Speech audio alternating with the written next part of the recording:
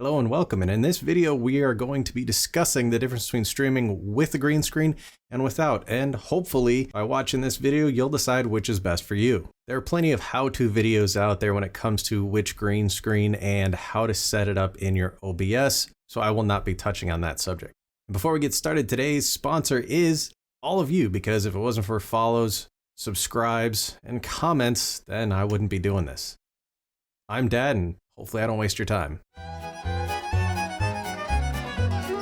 Let's start with lighting, because whether you're going to be on a green screen or not, you need to light the streamer, or in this case, the YouTuber. But when it comes to a green screen, you also need to make sure that the green screen is lit very well and evenly. One thing I don't do on my stream is show my green screen because it ruins the effect. I'll show you my setup, but don't give away my secrets. Here it is. I actually, well, in a way have 3 green screens because in the stream closet, this is what works best for me. It's easy for me to take down and put back up anytime I need to. Now let's go over what each one of these is. This right here is actually one of the doors to the closet. It's just a cloth I stapled to the top. The other one on this side, yes, it is the Elgato green screen. It's the one that folds up and down, and it allows me to tuck it away in the closet when I need to close the doors. Now this tiny little one right here.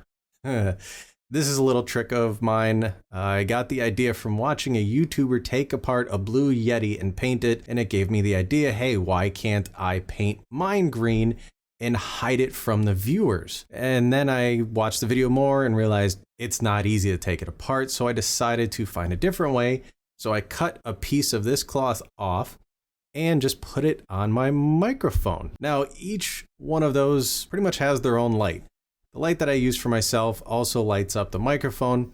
I have a light over here pointing at the door, and then I actually have a light mounted to the back of my chair pointing at the Elgato green screen. Now we're going to discuss cameras. If you're streaming without a green screen, a high field of view gives the impression of quality. So you want to make sure that you're running with a camera that has at least a 90-degree field of view. If you're going to go with a web camera, which most new streamers do because they don't want to spend $500 on a mirrorless camera, then I highly recommend checking out the latest video that I just did comparing the C930 and a no-name brand camera that I bought off Amazon. You can find the link down below. When you're streaming with a green screen, the field of view really doesn't matter. So focus on getting the best quality you can, the best coloring you can. Check out, there's plenty of other videos out there comparing lots of different cameras. The first one I ever did here on YouTube actually did discuss that. Again, I'll put that link down below as well. Don't get me wrong, I'm not saying that my quality and lighting and coloring is the best. I'm just saying find out what works best for you. Now, there are some cameras out there that offer a background removal without a green screen. This sounds great. It's not very good. It requires a ton of fine tuning. I don't recommend buying one of those cameras just for that reason,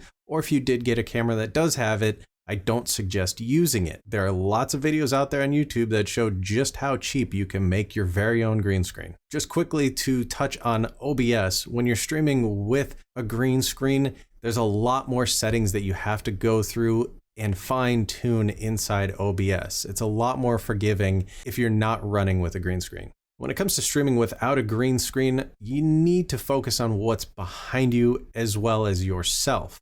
You need to make sure your room stays clean, and what's behind you is interesting because I promise you your viewers are going to look at it.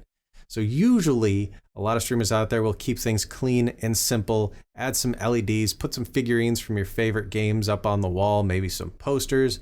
Just, you have to spend the time and you have to focus on what's back there because it's going to be seen, and having a dirty room, people don't want to see that.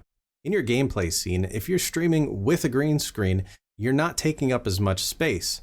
So you can make the streamer camera larger and the viewer is able to see you better. Finally, I'm going to talk about graphics. Now, I feel you're going to want to spend more money or more time on the graphics if you have a green screen. That's because there's nothing interesting behind you. You have to figure out what's going to be back in there. You have to hire someone or do the graphics yourself. Now, when it comes to the gameplay scene, you're going to spend about the same when it comes to the graphics. Keep it simple with or without a green screen. But when it comes to your intermission scene, which, well, for the most part, this is mine, you need to figure out what's going to be back there. If you don't have a photo of your setup, which this is mine, I just repeated myself, having something interesting behind you is very important in trying to figure out what you're going to put up there. I don't know where I'm going with this.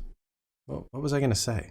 Just lost my train of thought mid-sentence. If you want a good example, go check out Dr. Disrespect, one of the absolute best when it comes to streaming with a green screen.